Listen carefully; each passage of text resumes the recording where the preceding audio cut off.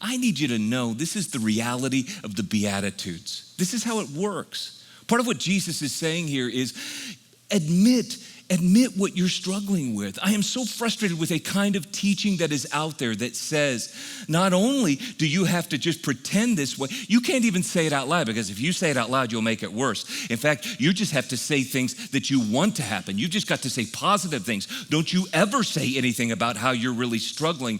Nothing could be further from the truth. Blessed are those who admit the struggle and cling to God. Amen. You see how, different that is than the superficial way we live? We live in a world, according to the Bible, that is stained and polluted by sin. And sometimes we are the ruined ones. And there will be moments where our hearts are the ones that are broken. But when we come to God with our open hands and our heavy hearts, Jesus says, I will give you my presence. You will not be alone. I will give you, watch this. One of the ways God will give you his presence is through the community of other loving followers. So you don't do this alone.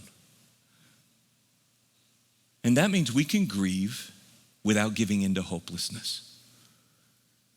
Now, God led us to this series back in July. We've been planning this now for a few months. We knew what we were talking about today, months ago. And I am continually amazed of his timing. For some of us, we've been rocked by news that we didn't want to hear this week. And then I hear others of you going, well, this is what I'm going through, and this is what I'm going through. I need to push pause for just 1 second and say something that we say from time to time around here, but we will not give in to the hopelessness that is an epidemic in this world. We will not give in to the lies of the evil one who says there is no hope and there is no way out. Listen to me. If you are struggling today with thoughts of hopelessness, if you think this is the end of the end, I understand that there is a struggle. I understand that there are many factors involved going on in your family, in the past, struggles with depression, addiction. I understand that there are many things that fold into this, but there is help. There is a way out. You may not even feel like there's hope, but you start by knowing that there is help, and you cannot do this alone.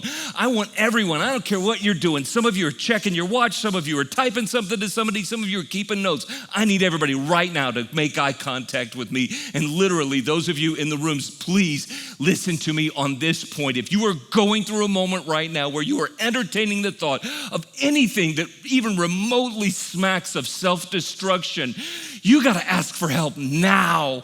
Now. It's not too late. You reach out to a friend, you text your counselor, you look to somebody right now and say, this conversation starts as soon as this is over with, but I will get help now. If you need a Christian counselor, we'll help you. If you need a physician that can talk to you, if you need to talk to a pastor, if you need to call your sponsor, I am saying ask for help now. We will resist the lies of the evil one. He has taken too much ground already. And for those of you who are pastors, for those of you who are counselors, for those of you who are coaches and teachers and mentors and sponsors and parents and friends, you listen well when someone says, I need some help. Walk with them. This is also the way of the kingdom. When Jesus says we are blessed in these moments, he does not say that there's an absence of pain. There is pain. And yet we do not lose hope. And yet he brings us through this.